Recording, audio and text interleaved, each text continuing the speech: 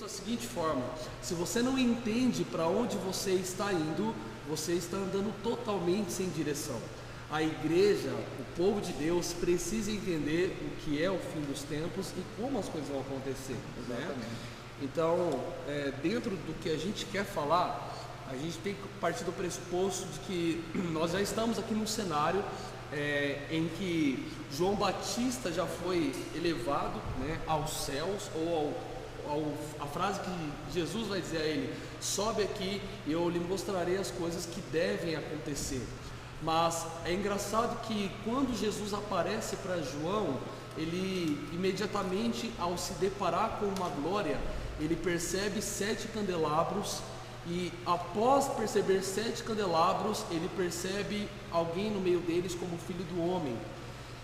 Antes de Deus mostrar, ou melhor, antes de Cristo mostrar para João a si mesmo, ele primeiro mostra os 7 candelabros, e ele vai explicar que os 7 candelabros são as 7 igrejas, ou seja, Jesus está no meio da igreja, e Jesus não está fora da igreja.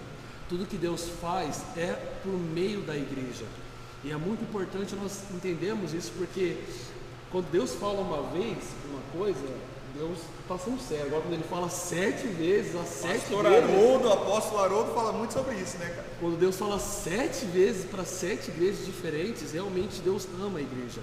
E é por isso que nós estamos introduzindo isso, porque o povo de Deus está se unindo, Deus está trazendo essa junção do povo de Deus. E então, após elevar João até os céus e mostrar para ele o que deve acontecer, mostrar o cenário das 7 igrejas, ele vem e começa a mostrar para eles 24 anciãos, e dos 24 anciãos ele mostra... Eu quero deixar uma pergunta aqui já para o Eric responder no final: quem são os 24 anciões? Então anote aí que nós queremos falar para vocês quem nós achamos que são os 24 anciões. Segue o baile agora. Tem bastante dúvida nisso também. Mas é legal porque os 24 anciãos estão na presença e espalhados por todo aquele local, né, no tabernáculo de Deus. Tem um tabernáculo de Deus? Deus tem um tabernáculo na sua própria glória, no seu céu presente naquele momento, e há 4 seres viventes, né? E dentre os 4 seres viventes, eles vão fazer uma citação que ela é muito especial, que vão dar glórias a Deus de uma forma muito incrível. Eu quero até ler essa citação, que é a introdução realmente da abertura dos selos. E eles vão dizer assim: então vi toda a criatura, Apocalipse capítulo 5, no versículo 13. Então vi toda a criatura que há nos céus e sobre a terra, e debaixo da terra, e sobre o mar, e sobre o que neles há, estavam dizendo: aquele que está sentado no trono e ao Cordeiro sejam o louvor, a honra, a glória, o domínio para todos sempre. E os 4 seres viventes respondiam: amém. Também os anciãos se prostravam e o adoravam. Eu sei que o Eduardo ele gosta de falar bastante sobre isso.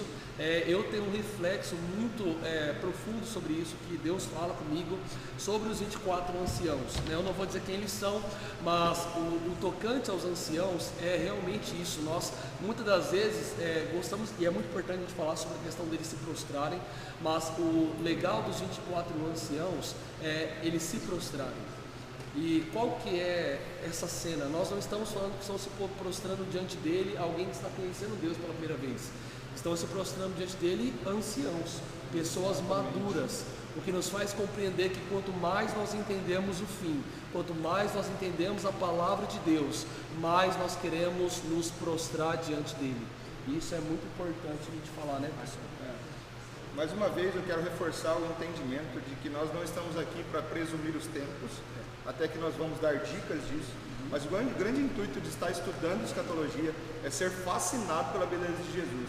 Quando você vê 4 seres viventes, que quando você olha para os 4 seres viventes, cara, é uma coisa incrível os 4 seres viventes. É uma cena. Mas esses seres, eles não estão pedindo glória para si, mas eles estão apontando para alguém, para o próprio Cristo. Então, cara, O intuito de estar estudando escatologia nos nossos dias é ser fascinado pela beleza de Jesus, ver 24 anciões tirando as suas coroas, lançando as suas coroas, adorando ao Senhor. Cara, isso só mostra o quanto nós estamos atrasados, o quanto nós devemos adorar mais, o quanto nós devemos se prostrar mais diante da presença de Deus.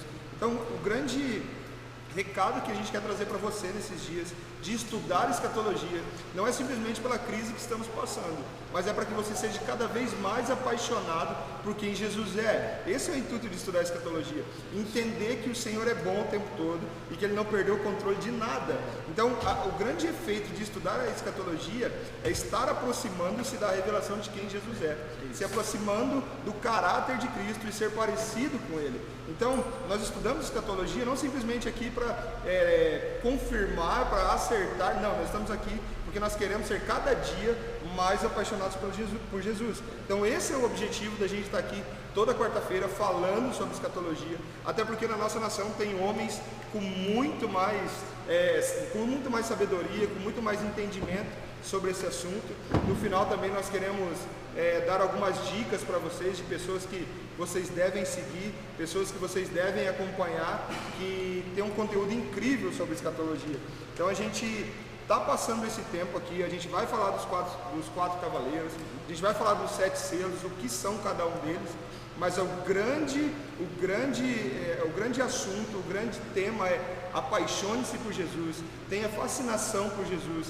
Isso é o que nós estamos gerando nesses dias, e não discernir tempos, mas é ter um coração apaixonado e fascinado por quem Jesus é. É isso mesmo.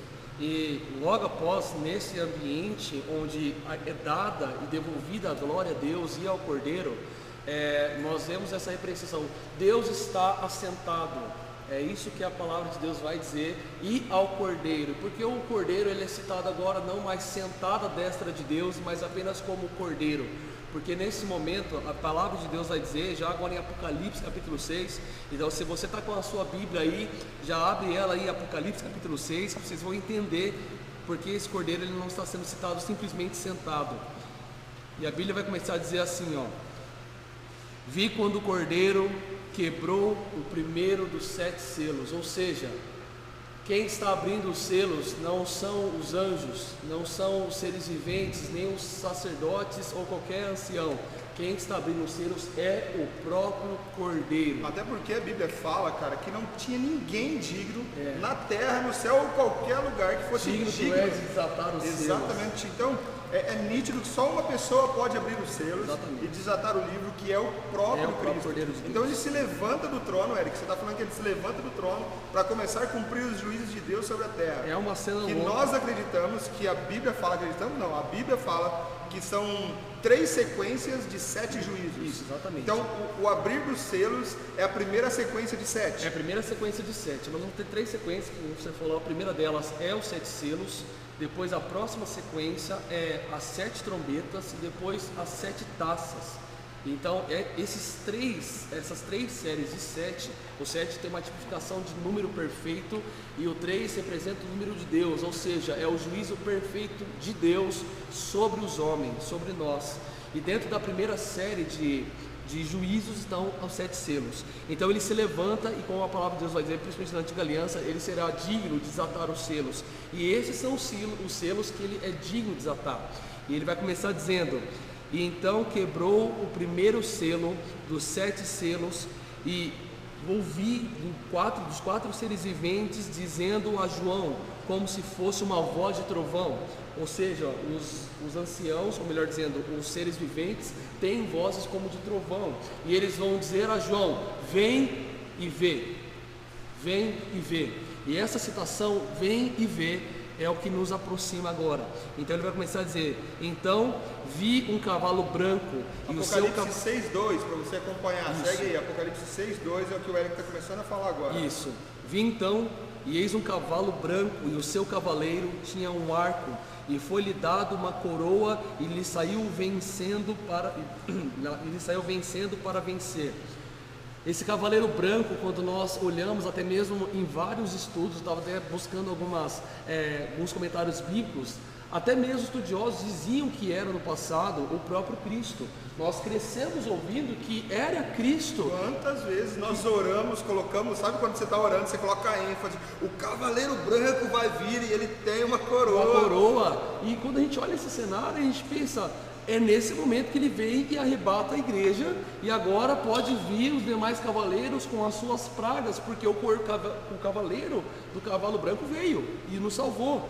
Quando na verdade, quando você analisa toda a estrutura dos 4 cavaleiros, eles não são cavaleiros de glória, eles são cavaleiros de juízo. Então vamos lá, o primeiro selo quando se abre, a primeira coisa que acontece quando o primeiro selo se abre é a vinda do cavaleiro branco. É a vinda do cavaleiro branco. Que é um fake. Tudo que Deus faz, o inimigo faz um fake para si. Exatamente. Então ele vem como um cavaleiro branco, se parecendo com Jesus. Exatamente. Mas não é Jesus. Não é Jesus. Por que não é Jesus, Eric? Essa é a tipificação do anticristo.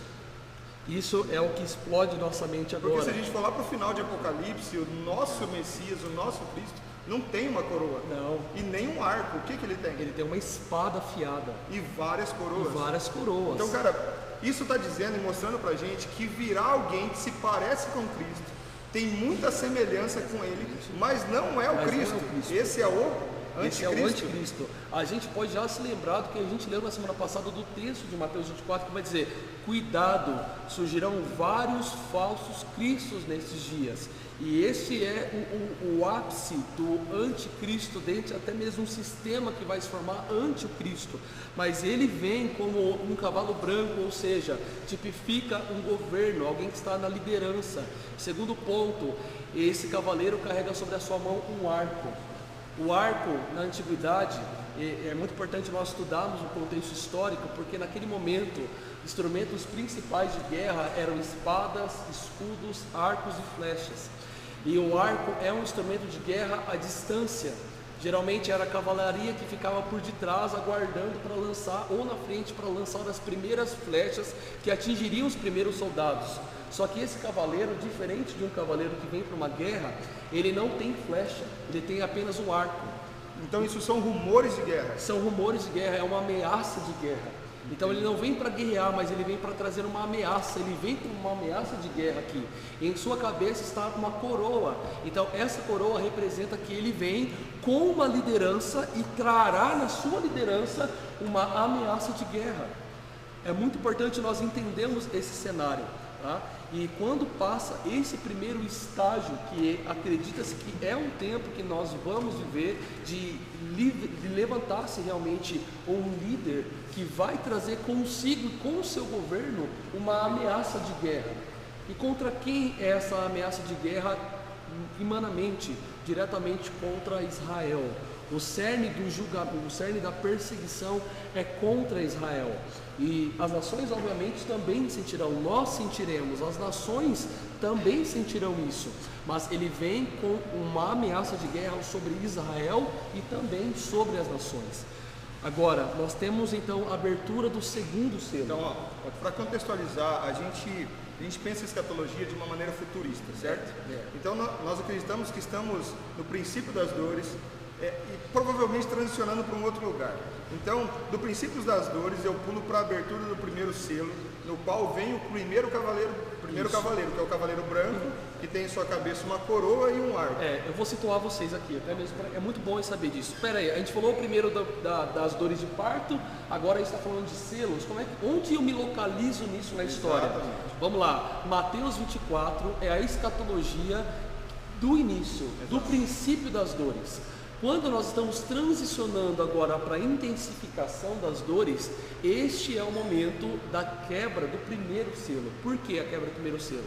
Porque na intensificação das dores é quando o templo de Israel já foi construído. Esse é um dos grandes sinais. É um dos grandes sinais, é um dos termômetros, se nós conseguimos dizer. Isso, pessoal, é um consenso entre boa parte dos teólogos, tá?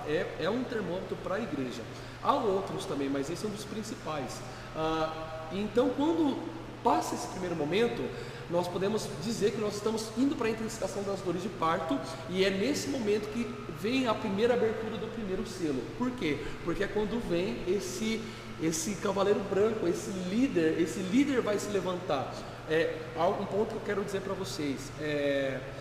quando nós estamos transicionando já na intensificação das dores, nós vamos passar primeiro por um período de paz, tá? Quando nós falamos da abertura do selo e vemos esse cavaleiro vindo, antes dele se apresentar com o arco, ele se apresenta como um coroa. Então ele virá como um rei, como um líder, e ele trará uma falsa paz. Esse momento vai ser vivido, tá? Nós experimentaremos desse momento de falsa paz entre as nações, e é o que dará a ele crédito para conseguir estrutura, autoridade e reconhecimento das nações, para poder ter autonomia de dizer para as nações que estão agora ao seu lado, pela autonomia que ele conquistou por essa apresentação de falsa paz, que Israel está contra ele, que Israel está contra o seu governo. Na semana que vem, até dando spoiler, uma proposta que eu estou conversando com a pastora para a gente falar, que é sobre um Salmos que vai dizer justamente sobre esse momento, tá? Então é muito importante a gente entender esse cenário, tá? Então quando nós estamos transicionando aí da intensificação das dores para as fortes dores de parto, esse momento é o momento ali da abertura do primeiro selo. Então aqui a gente já não Espera aí que a direção está falando comigo aqui. Falou com o pessoal do Face para ir para o Instagram, porque no Instagram da igreja o áudio está melhor. Então, se você tem a oportunidade de de assistir pela live do Face, corre lá para a live do Instagram, que lá o áudio está melhor, tá bom? Então, só para te ajudar, para que você possa ouvir e ver melhor o que nós estamos falando com você aqui hoje, tá? Tá ótimo. Perfeito. Então, fica a dica aí. Então, dizendo, só para encerrar, então nós já não estamos mais no princípio das dores que nós falamos. Mas nós estamos pensando de uma maneira futurista. De uma maneira futurista. Nós estamos dizendo que isso está acontecendo agora. Exatamente, está acontecendo, pessoal. Tudo que a gente está vivendo, o Eduardo vai falar um pouco mais sobre isso, mas já está acontecendo. Os rumores da reconstrução do templo, o treinamento dos novos sacerdotes, um apontamento para uma pessoa, uma nação, tudo isso já está acontecendo, ok? Nós estamos tratando de um cenário futurista para nos preparar para o fim, tá? A sacada que a gente precisa entender hoje, que os tempos estão tão acelerados que tudo que a gente fala hoje parece que já está desatualizado. Se você ouvir essa live amanhã, assistir amanhã, parece que já está tudo muito desatualizado. Mas tudo que nós estamos falando hoje é justamente dessa era que está por vir, desse tempo que está por vir. Então, assim, esse contexto não vai estar desatualizado. Exatamente. Então, se a gente for falar do princípio das dores, aparentemente as coisas vão estar sempre desatualizadas. Mas esse momento na história que o Eric está descrevendo, que são os 7 selos, cara, isso está prestes a acontecer, mas não vai estar desatualizado se você escutar isso amanhã. Exatamente, com certeza não, porque todas essas informações, elas ainda são sobre o futuro, ainda não aconteceram, tá? Então, assim, o arco representa um instrumento de guerra, a coroa representa um reinado. Um reinado, um governo. Um único governo. Um único governo, uma única estrutura de governo, tá? Então é um governador mundial. Um governador mundial, alguém que vai trazer paz para as nações. Por que a gente tem que falar sobre isso? Porque olha nosso cenário atual, olhando agora para o contexto que nós vivemos, nós estamos no meio de uma pandemia mundial que está trazendo uma crise econômica de baixa a média escala nesse momento, que pode piorar. Exato. As nações começam a clamar por uma interceptação de alguém que os ajude, alguém que os socorra. É necessário que haja um salvador da pátria. É necessário que surja um Chapolin Colorado que vai dizer agora quem salvará, né? As nações vão buscar esse cara e ele virá com essa resposta econômica, ele virá com essa resposta política e governamental, tá? Então é muito importante guardar isso. Fica até claro que é o povo que vai clamar por isso. O povo vai clamar por isso. O povo vai clamar por isso. Na verdade, o povo já clama por isso, né? As pessoas já estão clamando. Então, quando vem esse governante, primeiramente ele se apresenta o governo de falsa paz. Em seguida, ele vai apresentar o seu arco como uma ameaça de guerra. E após a ameaça de guerra, nós transicionamos agora para um outro selo. Então, Jesus abriu o primeiro selo, o Cordeiro abriu o primeiro selo. Agora ele vai abrir o segundo selo. E na abertura do segundo selo, acompanha comigo, no versículo 3. Quando o Cordeiro quebrou o segundo selo, ouviu-se o ser vivente dizendo: venha.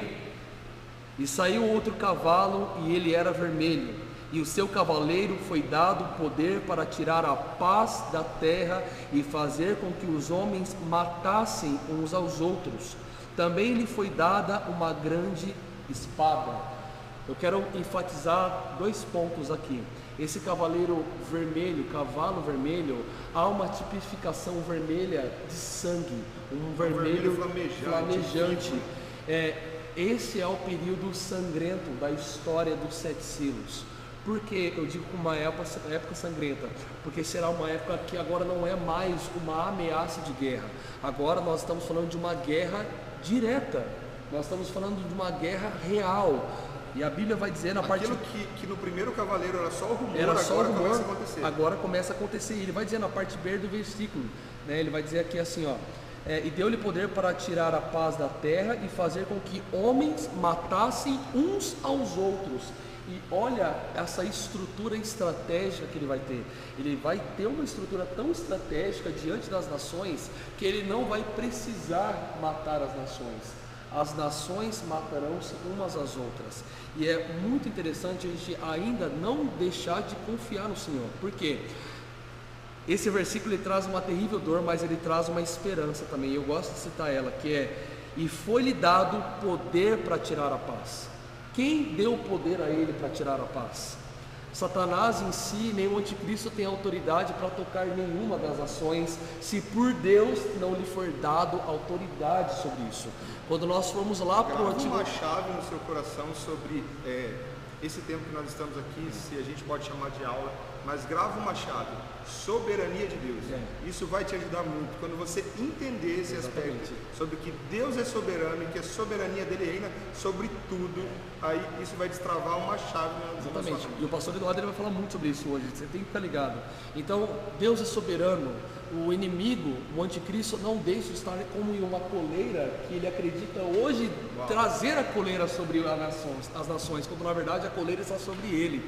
E a ele foi dado poder para fazer isso, e nos faz lembrar do texto de Jó, em que ele vem de rodear a terra, e Deus vai dizer a Satanás: Satanás, viste meu servo Jó, homem íntegro e fiel? E ele vai dizer assim: deixe-me lhe tocar. Então você vai ver que ele vai deixar de fazer isso, vai deixar de fazer aquilo. Então Deus autoriza. Então este é o momento de autorização de Deus para que toque as nações com morte e guerras. Então esse segundo cavaleiro ele traz mortes e guerras. Nesse cenário, essa guerra a gente pode contextualizar e a gente acredita que essa vai ser a terceira guerra mundial. Eu acredito que sim. Por quê? Porque no cenário que nós estamos hoje, você também não pode perder a próxima aula, que a gente está até se caminhando para o fim desse conteúdo, mas nós vamos perceber que a Bíblia sempre enfatizou que as nações iriam querer romper com a lei de Deus para se tornarem livres, mas a liberdade que as nações querem ter é inimizade com Deus e não liberdade para si. E nós vamos perceber, e já percebemos isso hoje. Se nós olharmos o nosso Senado, as leis que são sancionadas, as PECs que são levadas ao Senado, são contra a Bíblia. Pode ser, e nós vamos falar muito sobre isso na próxima semana, que chegará um momento em que ser cristão será contra a lei. E é isso que eu quero dizer: ser cristão em algum momento se tornará ilegal. Por isso que é bom estudar a escatologia. Exatamente. Cara, porque isso te dá esperança e mostra como você deve se mover daqui para frente. Por isso que é importante, não é simplesmente: vocês estão falando e a gente não sabe quando vai acontecer. Quantas pessoas estão falando isso há anos e anos e não acontece.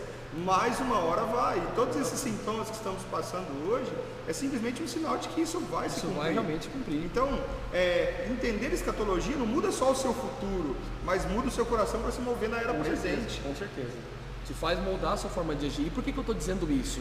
Porque quando para um cristão ter uma lei que rege a sua vida moral social, e essa lei moral social vai contra a lei moral judaico-cristã, a lei moral bíblica, nós estamos em desobediência com os homens para permanecer obedientes a Deus. Ser cristão será crime.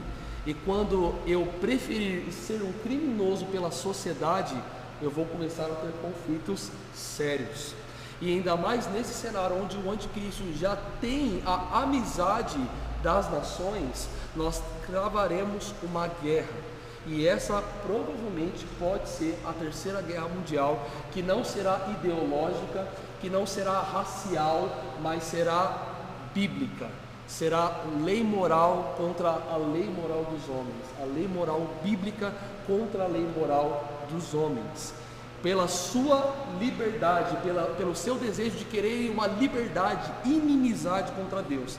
Então, nesse cenário de guerra, terá isso, muito provavelmente, pelo que a Escritura sempre vai nos apontar, como um estopim para romper uma terceira guerra mundial, que vai nascer dessa ideologia, dessa lei moral, que vai se tornar econômica, que vai se tornar em um grande conflito entre as nações. E a Bíblia vai dizer que haverá morte e um matará o outro. De tão grande será esse conflito. E aqui, depois que nós transicionamos do período de guerra, nós viemos para uma terceira abertura de selo. Na terceira abertura de selo, acompanha comigo no versículo 4 de Apocalipse capítulo 6. E saiu outro cavalo, no versículo 5, desculpe.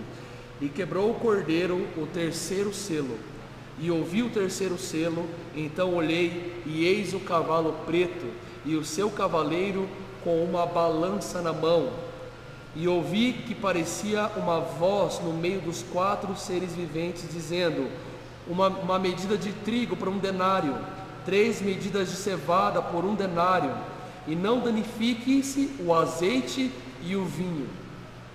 Esse texto tem muita gente que vai ter muita dúvida agora sobre esse texto, por quê? Porque está usando uma linguagem da época, está falando de algo da época. Então está falando o quê? Está falando que eu preciso trabalhar o dia inteiro, o soldo do meu dia inteiro, o que eu trabalho eu vou ganhar um dia de cada vez. Exatamente. Quando nós analisamos esse texto, o cavalo preto, ele vem com uma balança na mão. O que simboliza a balança? A balança significa um equilíbrio, mas na verdade que não é um equilíbrio, na verdade é uma desigualdade. É o rompimento da economia, é uma crise mundial econômica. Exatamente. Acabando com tudo. É o que eu quero dizer, que é um rompimento da igualdade, do que estava querendo se trazer. Não vai ter mais classe média. Não, na verdade vai ser os megas pobres e... Exatamente, é isso que a gente vai conseguir entender quando nós analisamos. Porque quando nós vemos um cavaleiro vindo com uma balança, dá-nos a entender que é um momento de igualdade que vai se trazer, quando na verdade o versículo ele vai continuar dizendo o seguinte: uma medida de trigo por 1 denário e 3 medidas de cevada por 1 denário. Como que eu vou entender isso daqui? Quando o povo grego entrava-se em guerra, o soldado grego, ele recebia exatamente essa porção por dia, que é a representação também do que a gente pode entender até mesmo como se fosse uma maná. Eu posso ter uma porção diária, mas aqui ele vai dizer uma medida de trigo por 1 denário, ou seja, é a representação de um prato de comida por 1 dia de trabalho. E aqui ele vai dizer 3 medidas de cevada por 1 denário. Só que aqui, quando nós vemos 3 medidas de cevada, para alimentar uma família é necessário 6 medidas de cevada. Um soldado recebia 6 medidas de cevada para a sua família. Mas agora nós estamos vendo que a Bíblia vai dizer que haverá 3 medidas de cevada. Parece meio complexo, mas eu estou dizendo que está na metade, ou seja, o que a Bíblia quer dizer é que não haverá mantimento para a família, haverá mantimento apenas para si mesmo. Então o que eu estou querendo dizer é que quando eu falo de cevada e trigo, eu estou falando de alimentos simples.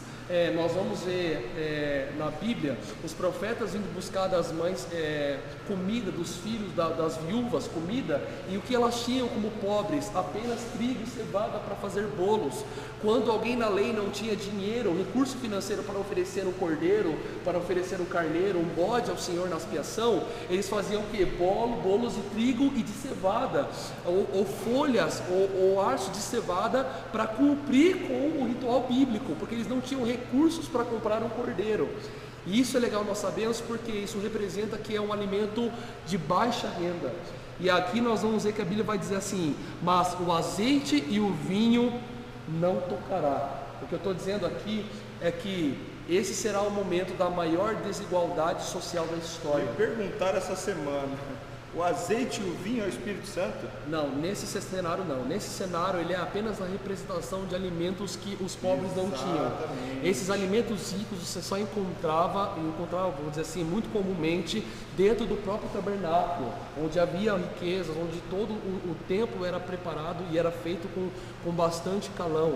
E eu estou dizendo isso porque os ricos não serão atingidos, mas aqueles que são pobres ficarão ainda mais pobres, ou seja, uma grande desigualdade desigualdade social. Vai ser dois picos muito grandes. Então quem é rico ficará rico, manterá-se rico, mas quem é pobre terá que lutar a si mesmo pela sua própria comida, mas se quiser trazer alimento para a sua casa, terá que lutar 2, 3 vezes mais. Então esse é o nosso cenário futuro. Quando nós queremos falar, nossa, como vai ser o futuro? Queridos, esse é o nosso cenário, esse é o futuro. Esse é o futuro.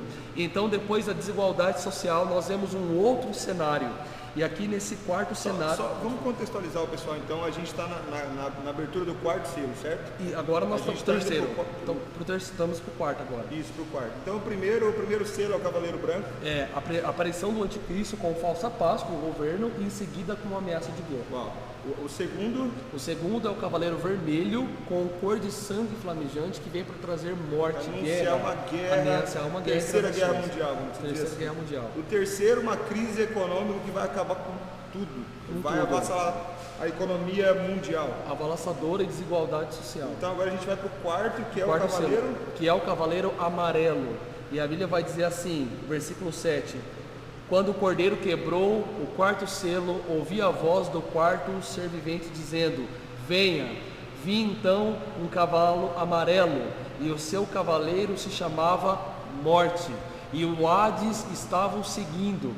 E lhes foi dado autoridade, mais uma vez, e lhe foi dado autoridade sobre a quarta parte da terra para a matar a espada, pela fome, pela mortandade e por meio de animais selvagens da terra.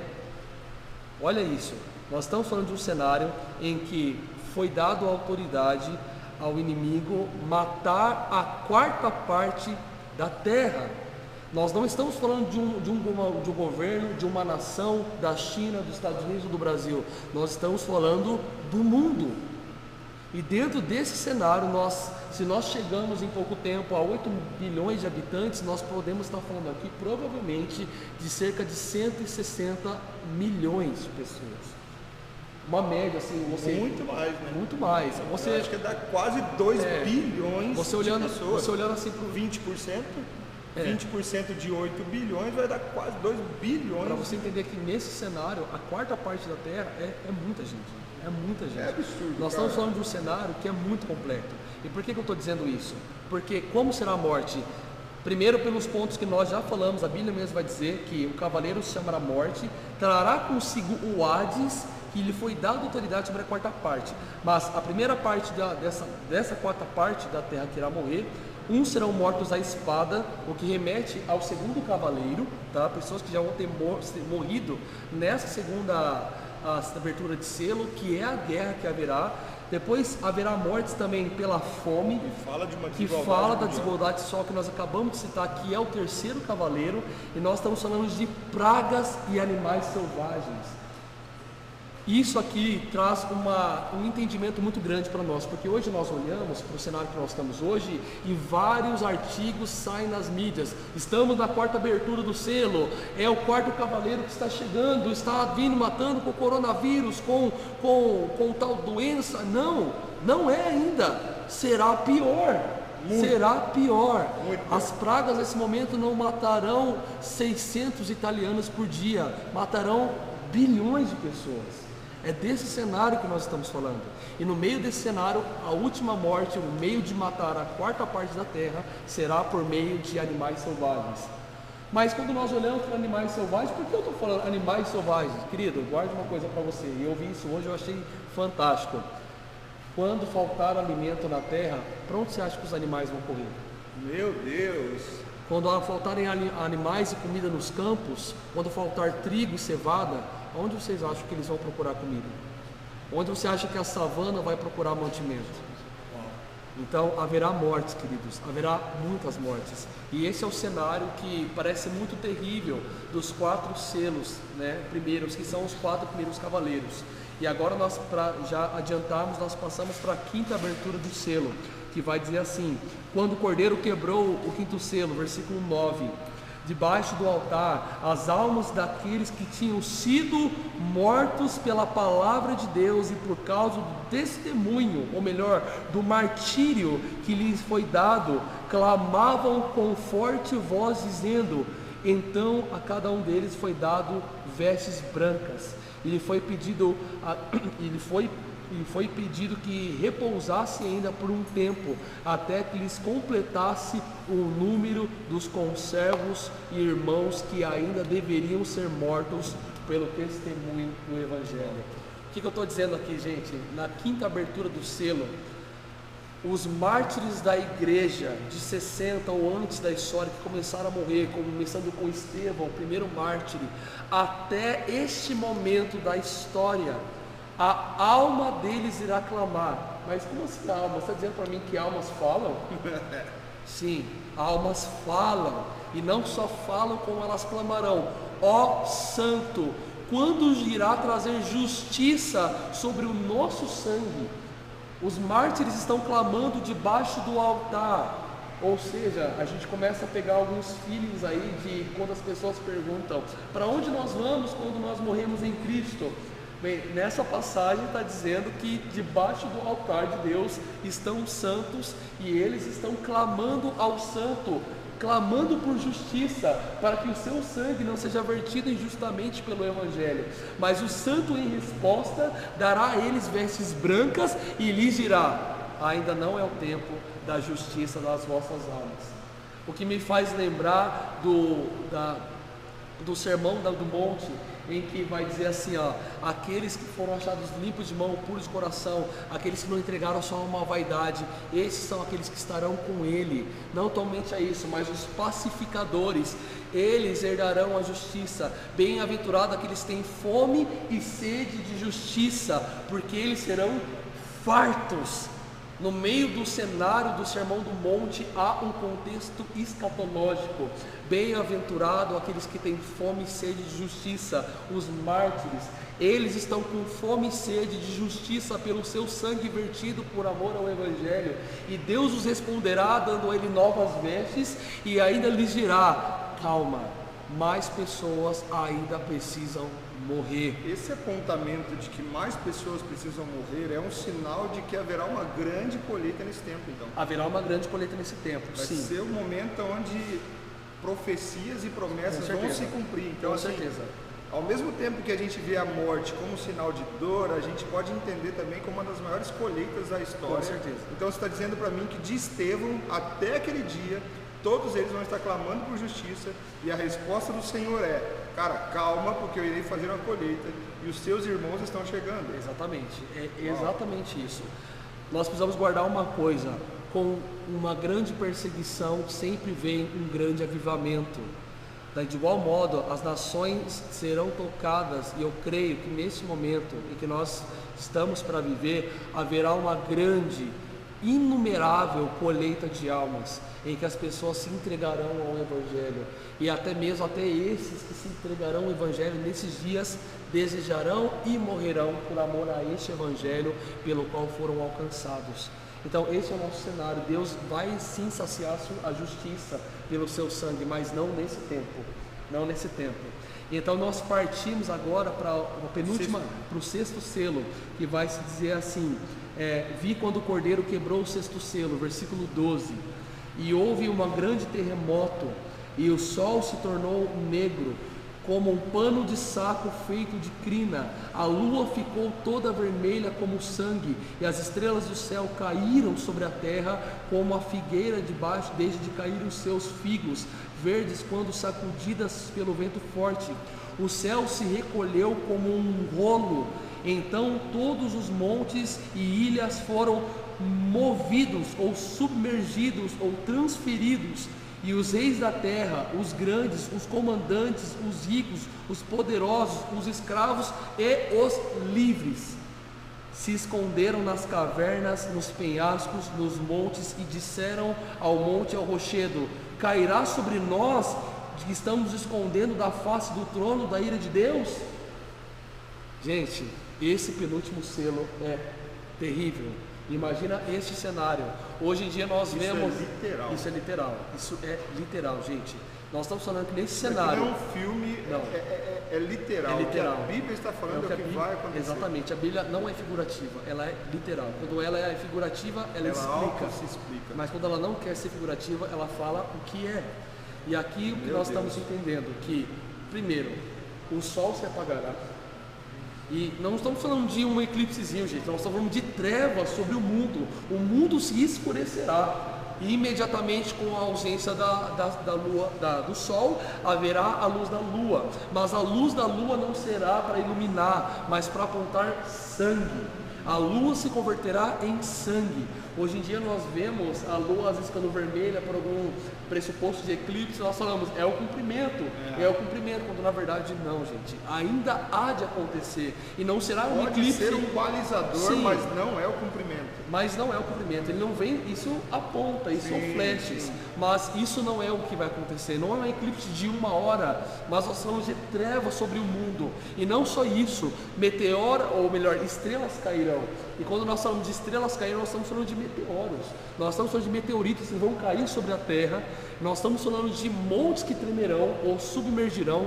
Quando eu falo submergir, há exemplificações, consensos teológicos que dizem que pode ser por meio de tsunamis, que os montes serão submergidos pelas águas, que é uma tradução fiel também ao original de submersão e não apenas de mover-se. O céu se encolherá como um rolo e nesse cenário haverá trevas.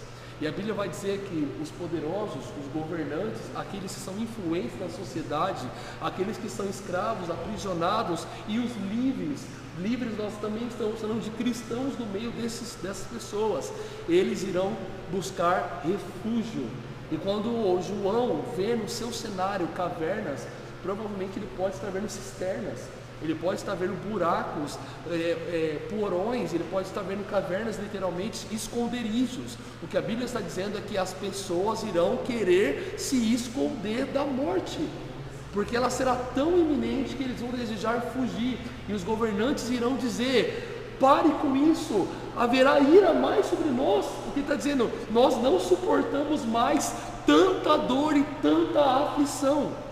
Essa é a resposta do povo neste conflito.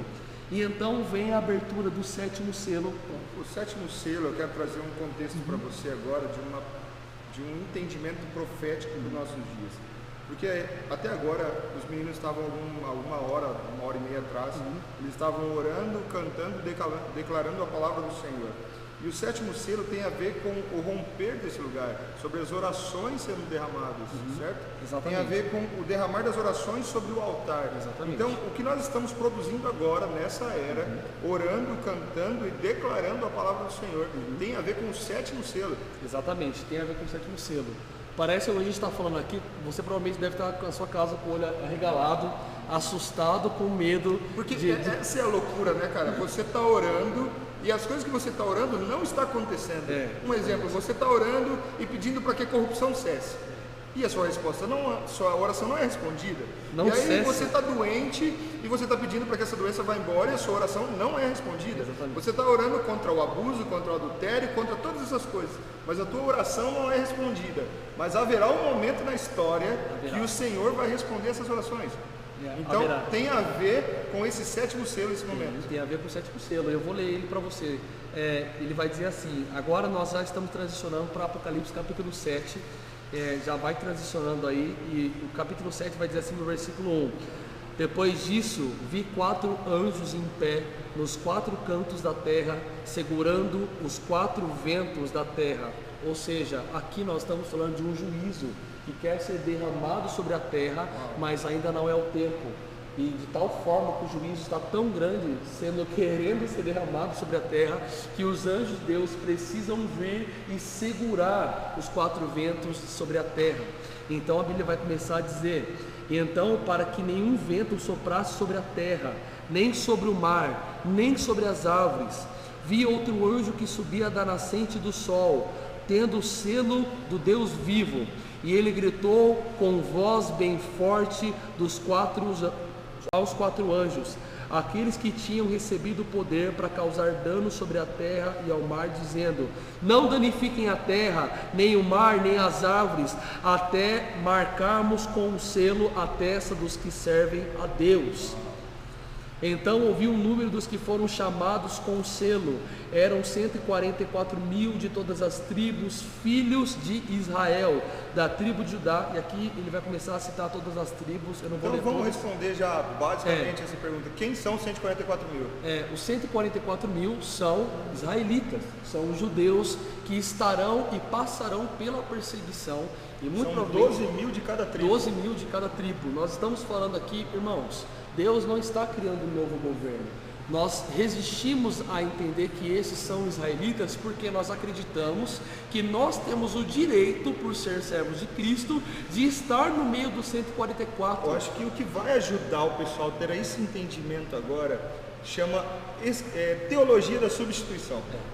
Cara, Deus não rompeu a sua aliança com os judeus. Não. Todas as promessas que foram feitas a Abraão vão se cumprir. Exatamente. Então, a igreja não está no lugar dos judeus. Não está. Nós estamos vivendo o tempo dos gentios, é um fato, mas a igreja não pegou as promessas que eram dos judeus. De forma alguma. Aquilo que era para os judeus, aquilo que foi para Abraão, continua até o fim. Continua até o fim. E Isso não eu se acho que isso perdeu. vai ser uma chave para você entender que todas as promessas que Deus tem com o povo judeu não se quebrou. Todas as alianças que Deus fez com o povo judeu não se quebrou. Exatamente. Mesmo que Paulo diz assim, porque eles tropeçaram, é que a graça nos alcançou. Sim. Mas agora nós, através do que nós precisamos causar ciúmes nele.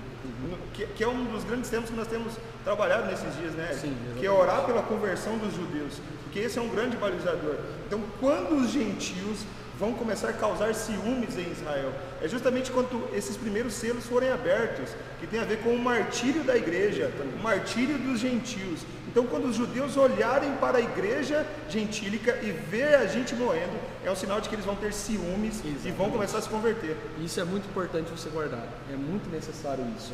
E a igreja gentílica terá esse papel nos fins dos dias, como já tem tido, terá esse papel, mas são judeus. Uma coisa que você precisa guardar: Deus não mudou, melhor, Jesus não mudou de noiva. Ele não adulterou, ok? Ele tem uma noiva e a sua noiva se chama Israel. Nós somos enxertados na noiva chamada Israel. Não somos uma nova noiva. Ele não tem duas noivas, ele não está adulterando com a primeira. Ele permanece com uma única noiva. Tá? Então nós somos enxertados nessa noiva. E você pode ficar tranquilo, porque às vezes a grande preocupação, pelo menos que eu tinha antes de buscar entender sobre isso mas se eu não sou entre os 144, eu não estou salvo? Não, pelo contrário, a Bíblia vai continuar dizendo: depois, ou melhor, juntamente, vi uma grande multidão. Se você chegar nesse estágio, primeiro, se você conseguir chegar e permanecer vivo até aí. Se você estiver vivo, senão, vai ter vivo, gente viva, vai. Eu espero que muitos de nós estejam sobre aquele mar de mártires. Eu acredito que até uma das palavras que nós temos é que até aqui nessa comunidade muitas pessoas vão morrer por não negar o Evangelho nem negar a Cristo. Então eu acredito que nessa fase muitos de nós já não vamos estar aqui, mas vamos estar diante do altar do Senhor dizendo: Senhor, vai e faz o que o Senhor tem para fazer, e quando o Senhor vai fazer justiça, certo? Exatamente. E o que a gente precisa entender nesse momento é que haverá muitos mártires até esse momento, mas ainda Cristo não voltou. Ok? Cristo, até mesmo com tanta dor, ele ainda não voltou. Mas haverá tanta gente morta nesse momento que há muitos mártires diante de Cristo. E a Bíblia vai dizer que haverá uma multidão agora, juntamente com os 144 mil, e eles estarão com vestes brancas diante do trono do Cordeiro. E a Bíblia vai dizer, e será perguntado por João, e será dito por um anjo: quem são esses? E João, vendo aquele cenário, vai dizer: esses são aqueles que vieram da grande tribulação. Uau! Esses são aqueles que vieram da grande tribulação. Resumindo, nós vamos passar pela grande tribulação. E logo em seguida, só para encerrar, a Bíblia vai começar a conduzir no capítulo 7 que haverá silêncio nos céus. E então o anjo trará a taça, vou até passar aqui. Isso. E ele vai dizer assim, no sétimo selo, silêncio nos céus, e então será derramado a oração sobre aquele altar. Que oração são essas? A oração dos justos. A oração dos justos será derramada nesse momento. E por que a oração é derramada? Nós temos duas vertentes da oração. Nós temos as orações temporais e as orações atemporais. As orações que são para os dias de hoje, que nós oramos, clamamos e permanecemos hoje. E nós temos as orações que são enchendo um cálice de Deus, essa taça de Deus que carrega a oração dos justos, do povo de Deus. E essa taça será derramada em favor do que há de acontecer. Porque agora nós estamos fechando os 7 selos, e no meio do silêncio dos 7 selos e de um derramar de clamor, vem o início das 7 trombetas. Então, se você quer entender as 7 trombetas, você precisa ficar ainda nessa série, porque tem muita informação para passar por você, tá bom? Mas apenas um estado para você entender. Até nesse momento nós passamos e já estamos na grande tribulação, mas ela ainda não acabou. Acabaram-se os primeiros selos. Agora, juntamente com o último selo, vem a primeira trombeta. Então, se você quer entender um pouquinho sobre isso, você precisa ficar na próxima aula. Mas, pastor Edu, eu quero te fazer uma pergunta agora. Com as crises que a gente viu aqui, que são realmente difíceis de lidar, a gente tem que manter, obviamente, essa esperança. Sim. Que nós receberemos dele a recompensa. Sim. Deus nos recompensará com um galardão. Nós muitas das vezes não focamos nisso, mas a Bíblia diz sobre isso e ela é enfática sobre isso. Nós receberemos, irmãos, um galardão sobre isso. Todo o sofrimento que nós padecemos hoje pelo Evangelho não será em vão, ele será pago. Ele será, eu digo pago não com o sangue do Cordeiro, mas ele será derramado como justiça, pago com justiça sobre as nações. Então você será realmente ter a sua vida, a sua piedade, a sua busca pelo Evangelho, você receberá uma recompensa, e essa recompensa não vem dos homens nem do próprio Deus, mas com as crises que nós vemos hoje, faz parte de algum desses selos, porque a grande pergunta que nós temos quando nós estudamos, e é isso que ficou muito claro agora, mas então quer dizer que o que a gente está vivendo hoje não é esses selos? Se não é os selos que nós estamos vivendo hoje, o que é? Eu acho que você, dentro desse tempo, acho que essa é a pergunta dos nossos dias. O que estamos vivendo hoje com essa pandemia, com um cenário onde a gente está vendo e apontando para uma grande crise mundial, onde as coisas vão piorar ainda, mas nós não acreditamos que essa é a abertura dos selos. Nós acreditamos que esse é um ensaio geral de tudo que vai acontecer. É como se a Terra estivesse sendo preparada para o abrir desses selos, mas ainda não é o abrir dos selos. Por quê? Porque mostra que a Terra está sendo preparada, os filhos estão sendo preparados, mas ainda não é o tempo. Nós estamos escutando sobre pandemia, estamos escutando sobre a economia romper, estamos ouvindo de falar de peste, mas ainda não é o fim. Mas, como eu disse no começo, tudo que nós falamos hoje parece estar muito desatualizado amanhã ou depois de amanhã. Só que tudo que nós estamos vivendo é apenas um ensaio geral. Sabe quando tem um espetáculo e eles precisam passar o roteiro antes da grande apresentação? Eu creio que o que nós estamos vivendo hoje é o ensaio e o ajustar das peças e a contração do corpo da mulher justamente para esse tempo. Então o que nós estamos vivendo é ver o Senhor posicionando as coisas, posicionando os seus filhos, mandando essas situações para que as coisas entrem no lugar, para que aí a gente possa viver esse tempo. E outra grande pergunta que a gente pode responder para os irmãos nesses dias, Eric, que até eu trouxe uma afirmação no domingo e eu preciso respondê-la, que é: quem é que está fazendo isso, cara? Quem é? É Deus que está fazendo isso. Cara, é Deus que está fazendo isso. É Satanás que está fazendo isso. É o nosso pecado que está fazendo isso. Quem é que está fazendo isso, cara? Então eu quero te responder através de uma chave que nós demos no meio da live, que é a soberania de Deus. Então, é Deus que está fazendo isso? É Deus. Cara, entenda, não existe uma resposta simplista para isso agora. Não tem como ser simples e responder de uma forma simples. Mas, entenda, a palavra do Senhor diz assim, que Satanás é o Deus dessa era. Certo? Então, Deus é soberano sobre todas as coisas, Deus sabe de todas as coisas e está permitindo essas coisas. Então, é Deus? Sim, é Deus, mas Satanás é quem está fazendo, porque Satanás é o Deus dessa era. Então, sim, é Satanás que está fazendo, mas é por causa do nosso pecado? Sim, é por causa do nosso pecado, mas por quê? Porque a era que nós estamos vivendo é como se esse tempo que nós estamos vivendo é um tempo onde as coisas estão quebradas, porque as coisas ainda não foram redimidas. Então, assim, a gente pode até ter um entendimento de que, cara, quando eu escutei isso, a minha cabeça parou, acho que por uns 5 minutos, que é: Deus usa Satanás para cumprir os seus juízos. Então, assim, o que nós estamos experimentando nesse ensaio geral é que é sim permissão de Deus, através da sua soberania, que Satanás nos toque através dessa pandemia e através das coisas que estão acontecendo e que vão acontecer. Então é Deus, é sim, através da sua permissão e da sua soberania. É o inimigo, é sim, porque ele é o Deus dessa era. É culpa do nosso pecado, é sim, porque nós produzimos maldição para a terra. Então, o que eu tenho quatro situações que eu marquei, no qual o Joe dá esse balizador. Eu até quero te encorajar a entrar lá no site da Iniciativa, que eles têm um conteúdo incrível. São irmãos aqui do Brasil, nós temos até um irmão aqui da comunidade que faz parte, que ajuda a traduzir esses textos, esses vídeos. Cara, é um material e um conteúdo incrível, porque só tem inglês, então muitos de nós temos dificuldade com inglês ainda, mas eles traduzem e colocam legendas nesses documentários. E um desses documentários, o Joe diz assim: cara, isso tem a ver com a soberania de Deus, isso tem a ver com o pecado do homem, tem a ver com a queda e tem a ver com a natureza caída dessa era. Então, o tempo que nós estamos vivendo é um ensaio geral para a abertura dos selos.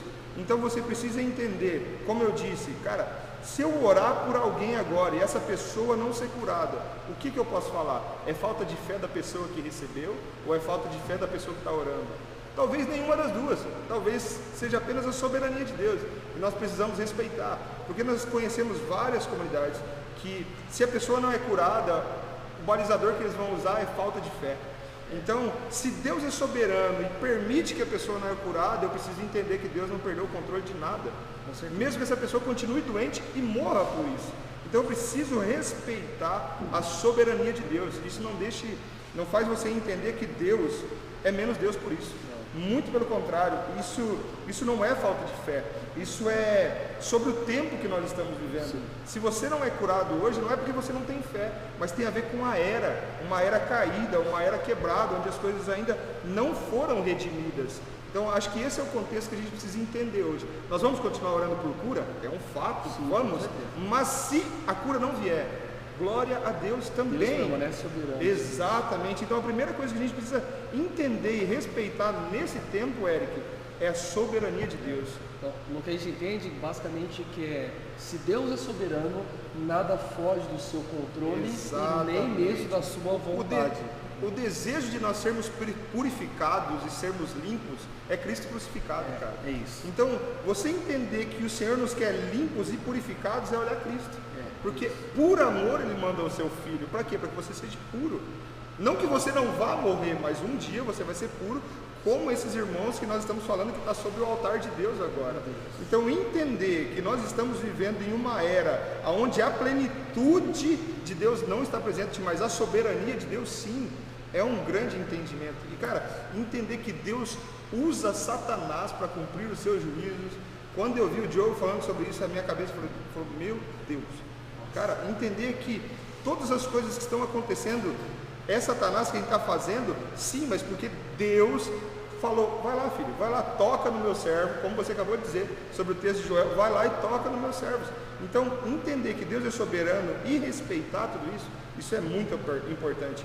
Por isso que nós batemos tanto na tecla: não seja ofendido, não se sinta ofendido, porque se você se sentir ofendido com o que Satanás está fazendo, consequentemente você vai estar se sentindo ofendido com Deus, porque Deus é soberano e permitiu que Satanás fizesse o que está fazendo. Então, o primeiro passo dentro da nossa oração profética é: Deus nos dê estrutura e musculatura para que a gente não se ofenda com essa era. Entende? Então, a clareza do que nós precisamos entender hoje é: Senhor, o Senhor é soberano sobre todas as coisas e nós respeitamos os seus decretos e os seus estatutos, cara. Então, por isso estudar a escatologia, entender que esses sinais vão acontecer. Cara, imagina, você descreveu situações onde vai morrer 1/4 da população mundial. Nós estamos falando de bilhões de pessoas. Cara, como um crente que só ouviu prosperidade, Eric, Um crente que, se você ora e você não é curado, é falta de fé. Aonde você foi para a igreja para ganhar coisas, como essas pessoas vão estar nessa era? O que a igreja também pode fazer nesse momento há essas pessoas, mas o grande problema é, muito provavelmente, elas se converteram a um Jesus que não é o Jesus da Bíblia. E essa luz de entendimento que nós estamos trazendo e que está se levantando na nossa geração, tendo iniciativa, também outros irmãos relevantes dentre as nações, eu creio, muita gente. Deus está levantando essas informações preciosas para despertar a igreja, fazer enxergar falsos mestres, falsos profetas, que são esses que trazem essas mentiras no meio do povo de Deus, e para que a luz do evangelho verdadeiro venha à tona. Mas quando você fala, eu me lembro da história de Jó, e a história de Jó, ela é o reflexo da grande tribulação. Por quê? Vocês vão perceber na próxima semana, quando a gente for falar das trombetas também, que o reflexo realmente das trombetas são as pragas do Egito. São as pragas do Egito. E a grande tribulação é um reflexo da vida de Jó. Por que eu estou usando só essa alegoria? Porque é algo que eu vim estudando, eu achei muito legal.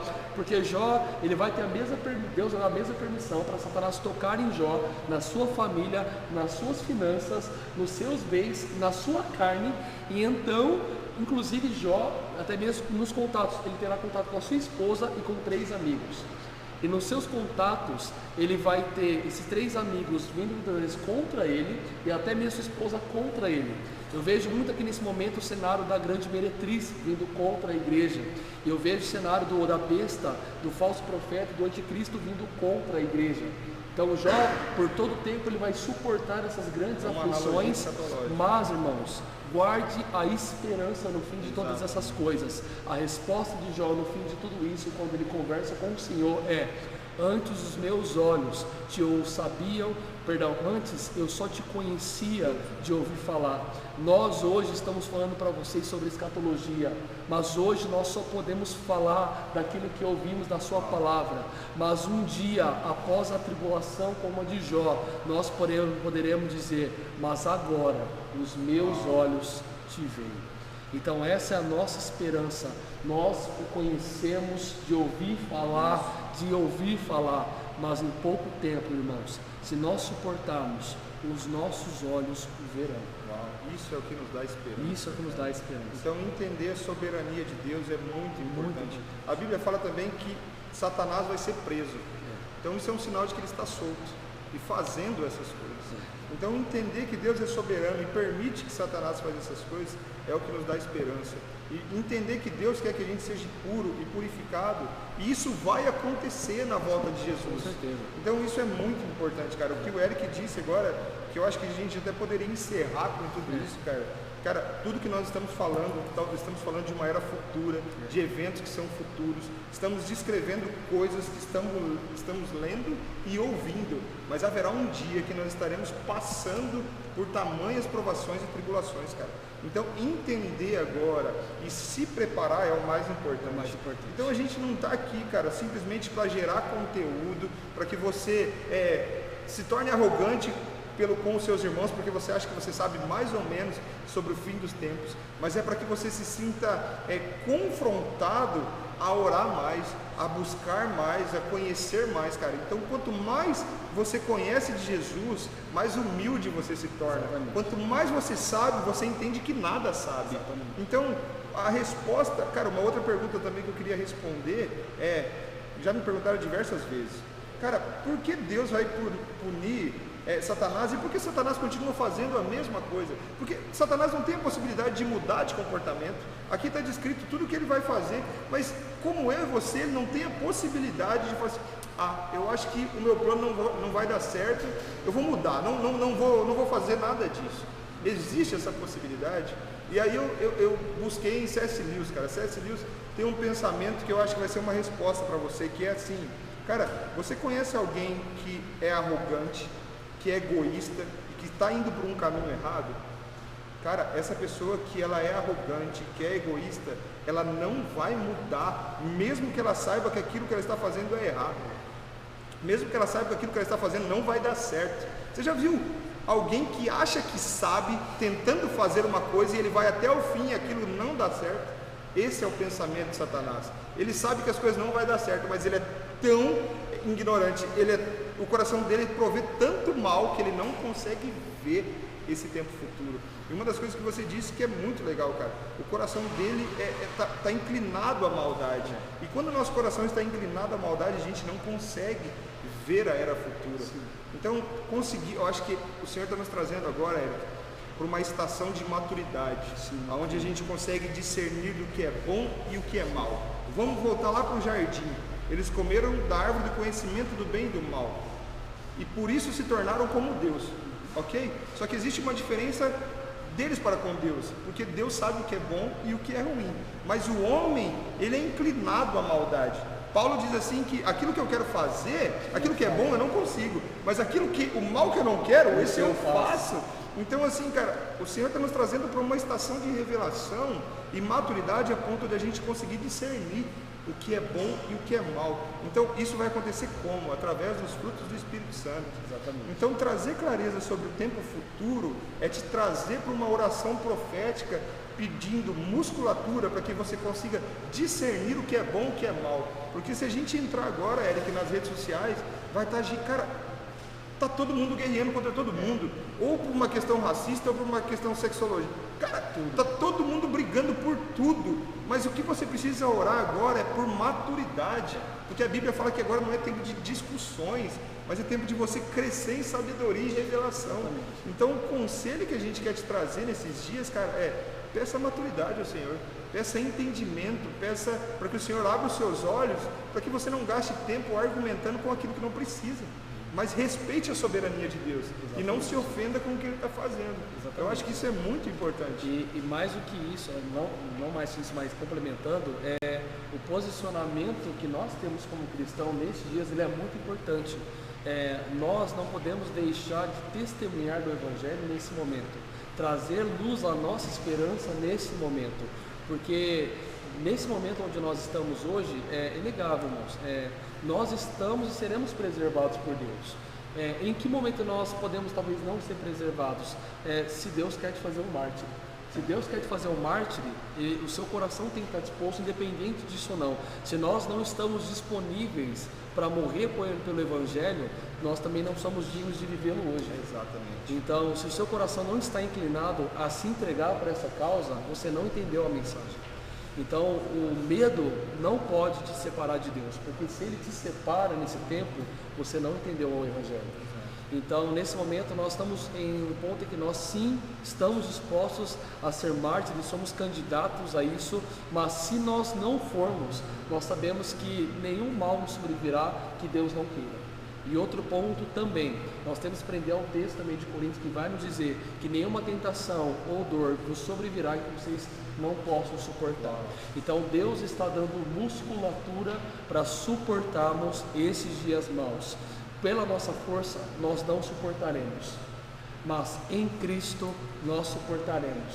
E até mesmo na derramar das próprias taças, no derramar dos selos, e também, principalmente agora que a gente vai ver das trombetas, se nós não estivermos marcados com a vida de Deus, nós não suportamos, irmãos. Por isso, mais do que também nós falarmos sobre escatologia, é te chamar e te despertar para um estilo de vida escatológico. E também, eu acho que esse é o mais importante, né? E eu também quero fazer um convite também a andar com Deus. Exato. Você precisa andar com Deus, você precisa conhecê-lo, você precisa ouvir a sua palavra. É o que nós falamos semana passada, não é só ter Jesus como Salvador, mas ter Jesus como Senhor de todas as coisas. É Senhor da tua alma, é Senhor do teu espírito, é Senhor do teu corpo. Cara, eu acho que é C.S. Lewis também que fala isso, mas se eu bebo é para a glória de Deus, se eu como é para a glória de Deus, tudo que eu faço é para a glória de Deus.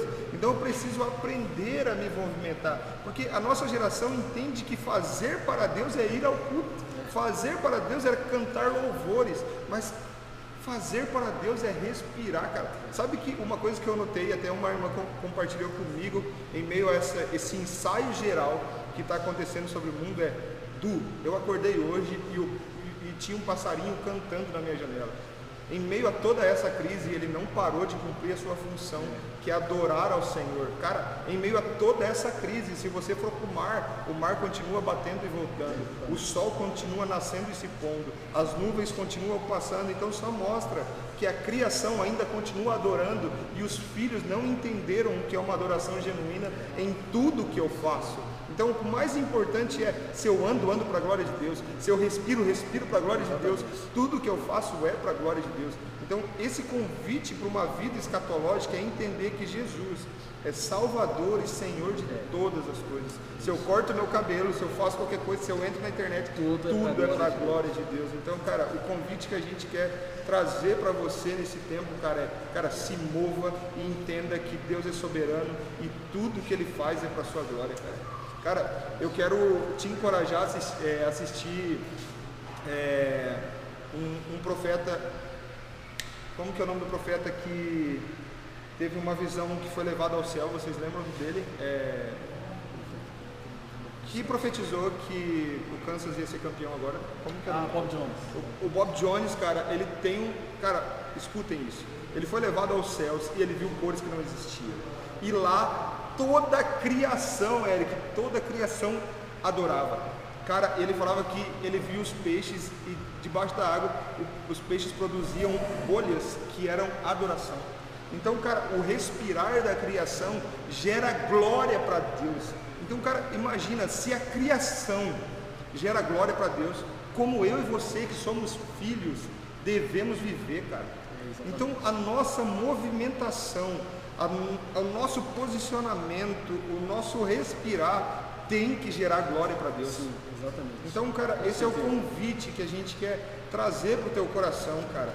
Tudo que você faz, entenda, ou você está gerando glória para Deus, ou você está gerando glória para outra pessoa, ou para si mesmo, ou para o próprio inimigo. Então, isso é muito perigoso.